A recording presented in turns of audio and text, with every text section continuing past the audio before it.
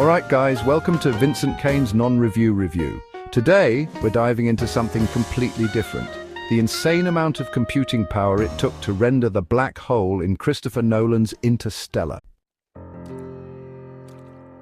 We all remember that mind-bending scene, right? The swirling accretion disk, the gravitational lensing, it looked absolutely incredible. But what you might not know is that creating that visual masterpiece required a Herculean effort from a team of scientists and visual effects artists, and an absolutely staggering amount of computing power.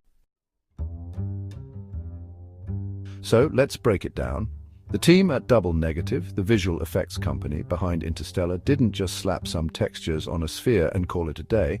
They worked with theoretical physicist Kip Thorne to create a scientifically accurate representation of a black hole, based on Einstein's theory of general relativity. This meant simulating the way light bends around the black hole, creating the iconic visual effect we saw on screen. But simulating gravity and light at that level of detail is incredibly computationally intensive. To do it, they used a render farm consisting of 8,000 CPUs, which translates to a whopping 32,000 cores in total. That's more processing power than most small countries have.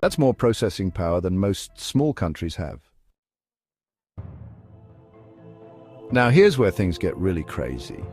On average, each frame of the black hole sequence took about 50 hours to render, and with about 30 minutes of total screen time featuring the black hole, that means they had to render roughly 43,000 frames. Do the math, and you're looking at a total of 2.1 million hours of compute time.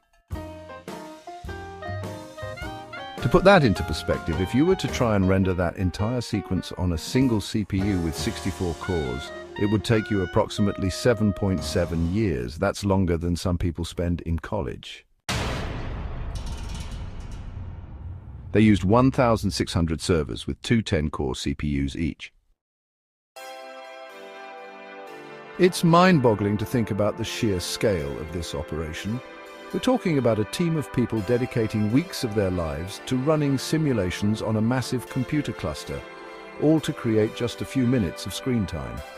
But the result was something truly special, a visual representation of a black hole that was both scientifically accurate and visually stunning. And this brings me to my next point.